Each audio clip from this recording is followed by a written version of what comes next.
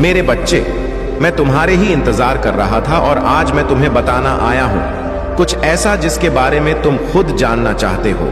मेरे बच्चे ध्यान से सुनो। मैंने तुम्हें तांत्रिकों के बारे में बताया था। मैंने बताया था कि तुम्हारे 3 शत्रु जो तांत्रिक के पास गए थे, पता है बच्चे क्या हुआ है? तो उन्होंने अपनी पूरा पैसा रुपया लगा दिया है। मैंने तुम्हें बताया था, उन्होंने सोचा था कि यह तांत्रिक उनकी सारी परेशानी का हल कर देगा, तुम्हें बर्बाद कर देगा। उन्होंने अपने धन दौलत मेहनत से कमाई गई पूंजी और ना जाने क्या क्या उस तांत्रिक को सौंप दी थी। उन्होंने बलि के नाम पर बलि भी चढ़ाई थी, अन्य सामग्री भी जुटाई थी। लेकिन बच्चे, मेरी कृपा से तांत्रिक कुछ भी नहीं कर पाया, क्योंकि वह समझ गया था कि वह किससे पंगा ले रहा है। लेकिन मेरे बच्चे, जब उन्हें पता चल गया है कि तांत्रिक उन्हें बेवकूफ बना रहा है, तो उन तीनों ने विचार किया कि हम एक जानकार के पास जाएंगे और उस जानकार से पूछेंगे कि कोई उस इंसान का कुछ नहीं कर पा रहा। मेरे बच्चे, अब उन्होंने एक और नए तरीके से अपने सवालों का हल ढूंढने की कोशिश की है। वे किसी और जानकार के पास गए। यह जानकार भी एक प्रकार से तांत्रिक ही था, लेकिन वह अपने ज्ञान और सूझबूझ से खेल करने वाला था।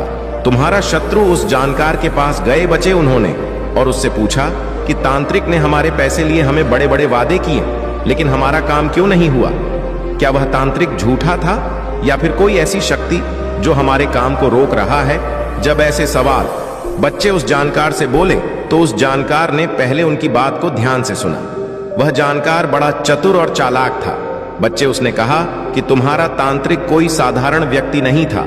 उसने अपने काम में पूरी कोशिश की होगी, लेकिन उसकी शक्ति किसी बड़ी शक्ति के आगे टिक नहीं पाई। मेरे बच्चे, तब वजह बोला, यह शक्ति किसी साधारण व्यक्ति की नहीं हो सकती। जिस व्यक्ति पर तुमने हमला करने की कोशिश की, वह कोई आम इंसान नहीं है।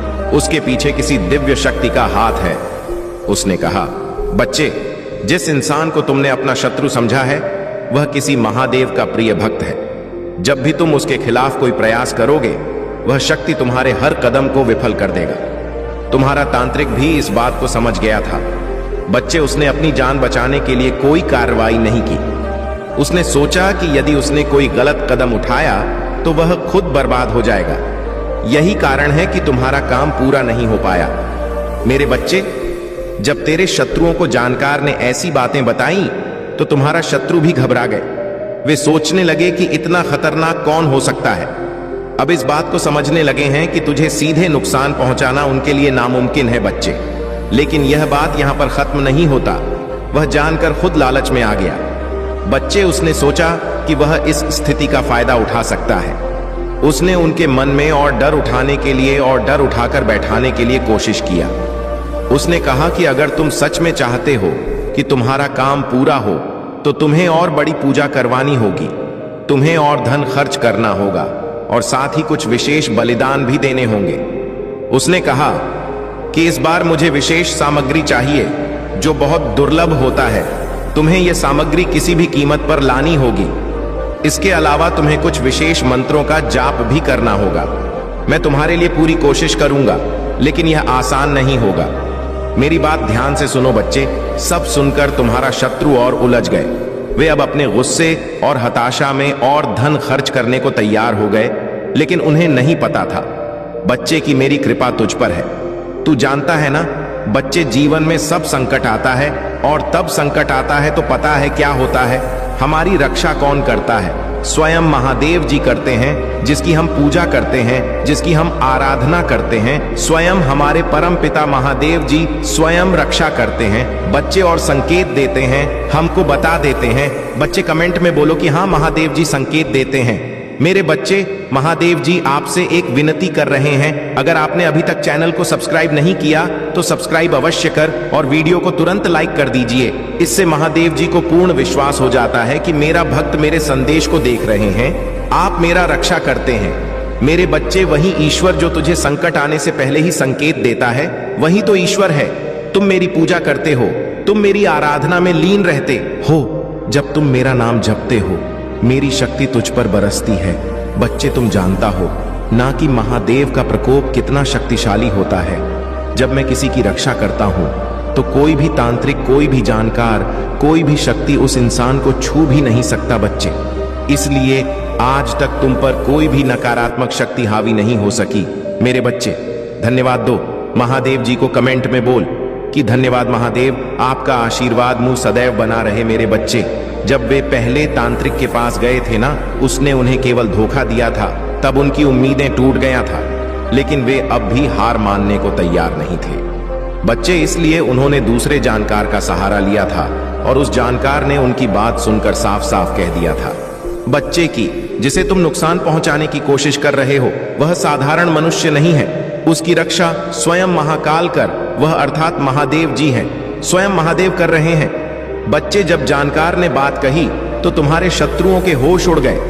वे एक दूसरे को देखने लगे जैसे उनकी सारी उम्मीदें टूट गया हों, लेकिन फिर भी उनके मन में एक बात था बच्चे, जो बार बार आ रहा था, क्या ऐसा कोई उपाय नहीं है जिससे हम उसे हानि पहुंचा सके। मेरे बच्चे, उन शत्रुओं से इस जानकार ने पैसे तो हड़प ही लिए थे, लेकिन फिर भी यह बार बार उससे सवाल कर रहे थे और उससे कह रहे थे कि हमें पता है, जैसे तांत्रिक ने पैसे हड़प लिए वैसे ही आप भी हमसे पैसे हड़पना चाहते हो, लेकिन हम भी क्या करें, हम उस इंसान की बर्बादी चाहते हैं ना।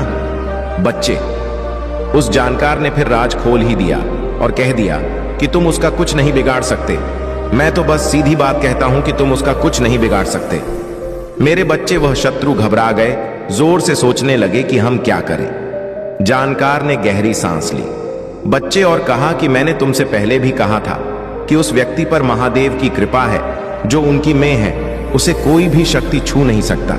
अगर तुमने कुछ और करने की कोशिश की तो खुद तुम्हारा ही सर्वनाश हो जाएगा। लेकिन बच्चे, तुम्हारे शत्रु हार मानने वाले नहीं थे, दुष्ट थे। उनकी हताशा इतनी बढ़ चुका था कि बार बार वही सवाल पूछ रहे थे। कुछ तो उपाय होगा, कोई मंत्र होगा, कोई पूजा होगी, कोई बलि होगी, कुछ भी हो, हमें उसका सर्वनाश चाहिए। मेरे बच्चे, जानक गुस्से में आ गया था। उसने अपनी आवाज ऊंचा करके कहा कि तुम्हें समझ नहीं आ रहा, मैं पहले ही कह चुका हूं कि उसकी रक्षा करने वाली शक्ति है, कोई साधारण शक्ति नहीं है, और वह स्वयं महादेव का आशीर्वाद है उस पर। लेकिन तेरे शत्रु अब भी पीछे नहीं हटे। बच्चे, वह उसको ऐसे घुमाने लगे कि हमें तो आप बता दो। उनमें से एक बोला, अगर ऐसा तो फिर आपने हमें पहले क्यों नहीं बताया, हमने तो आप पर भरोसा किया था, हम पर इतना धन खर्च कर चुके हैं हम इन चीजों में, और अब आप कह रहे हैं कि कुछ नहीं हो सकता। जानकार ने गुस्से में कहा कि तुम्हें जितना बताया गया था वे सब तुमने किया, लेकिन तुम समझ नहीं रहे कि यह लड़ाई किसी इंसान के साथ नहीं है, यह लड़ाई दिव्य शक्ति के साथ है, और ऐसी शक्ति के आगे कोई भी तंत्र मंत्र विफल हो जाता है। अब तुम लोग यहां से चले जाओ। लेकिन बच्चे, उन तीनों शत्रु में से कुछ 2 शत्रु तो इतने जिद्दी थे, वे जानकार को छोड़ने को तैयार नहीं थे। वे फिर बोले, हमने आप पर भरोसा किया, अब आप हमें ऐसे नहीं छोड़ सकते, हमें कुछ ना कुछ उपाय बताना जरूर है। जानकार अब और भी नाराज हो गया। बच्चे, उसने कहा कि तुम लोग मेरी जिंदगी खतरे में डाल रहे हो। मैं तुमसे पहले भी कह चुका हूं कि मैं और कुछ नहीं कर सकता, मैं अपनी जान जोखिम में नहीं डाल सकता। तुम्हारे चक्कर अगर तुमने और जोर डाला तो मैं तुम्हारे खिलाफ ही कुछ कर दूंगा। जानकार ने सोचा, बच्चे की अगर उसने और समय बर्बाद किया तो यह लोग उसे और परेशानी में डाल देंगे, इसीलिए उसने उन्हें डराने के लिए कहा, तुम नहीं जानते कि तुमने किसके खिलाफ साजिश की है। महादेव की कृपा वाले व्यक्ति को परेशान करने का परिणाम केवल बर्बादी है। अगर तुम लोग अपनी जान की सलामती चाहते हो तो यहां से चले जाओ और उससे माफी मांगो। बच्चे, अब शत्रु और भी डरे हुए थे। उनमें से एक ने कहा कि अगर हमें माफी मांगनी पड़े जो पड़ोसी था। बच्चे, उसने कहा, तो हम कैसे करें, क्या वह हमें माफ कर देगा। जानकार ने झूठी गंभीरता से कहा, बच्चे की यह सब महादेव जी की इच्छा पर निर्भर करता है। अगर तुम दिल से पछताओगे तो शायद वह व्यक्ति तुम्हें माफ कर दे, लेकिन अगर तुमने कोई और चाल चली तो इसका अंजाम बहुत बुरा होगा। मेरे बच्चे, तुम ही